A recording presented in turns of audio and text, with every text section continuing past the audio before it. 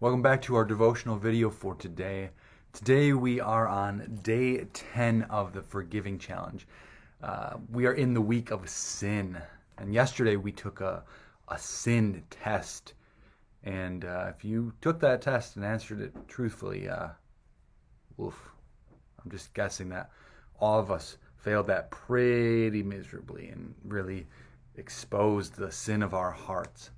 Well, today we are looking at sins of omission. Yesterday was sins of commission, or sins that we commit, things that we do but shouldn't do. And today is focused on the things that we need to do, that we should do, but we don't. Omit, the things that we omit, the things that we should do but don't. Each category of sin, both the things that we do but shouldn't and the things that we should do but don't, they're equally offensive to God. Every sin that we commit is equally damnable before God. This is something that we wrestle with as Christians when sins feel worse than others. I think we could all agree that, committing murder is worse than telling a lie. And in one sense, in society, it is worse. But before God, there's not a degree of what's wrong. It's once you've crossed over into sin, you are in the wrong. And so when we think about sins of omission, it can be easy to let ourselves off the hook. Like, well, it wasn't that bad. I maybe didn't help this person, but I'm not the one who pushed him down. And if we're being honest, before God, it is the same. Our sins that we omit, the things that we should do but don't, are just as bad as the things that we commit. And so our omission test today really is an eye-opener. It takes us through each of the 10 commandments, and we have to look at them and come to grips with, did I do these things? Did I do these things, or did I not?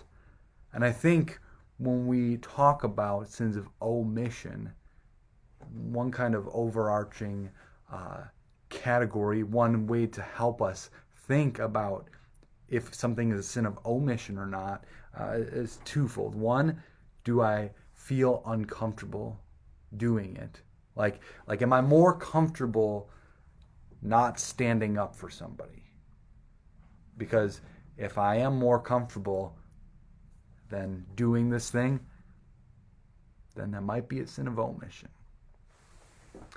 And two, what does my conscience say? Because God has written His law on our hearts, and if our conscience doesn't feel right about something, well, then that's probably a pretty good indicator that we should be doing it. If we walk by somebody and they appear to be homeless and they're holding up a sign, and our conscience tells us to help them, that is God working. Our conscience is put in our hearts to reflect God's laws and what He wants us to do. And so for each of these things, what our conscience tells us, and do I feel more comfortable not doing it? Those are just helpful indicators that tell us the truth about, should we be doing this or not? Should we be doing this thing that is in front of us? Because God might be wanting us to. God might be calling us to. And it might be our sinfulness that is more wanting to focus more on our personal comfort than helping somebody in need. So I pray that this omission test really helps open your eyes to see all the ways that God has given you opportunities and will continue to give you opportunities to serve Him and to serve others through your actions. May God bless as you continue to go through this forgiving challenge.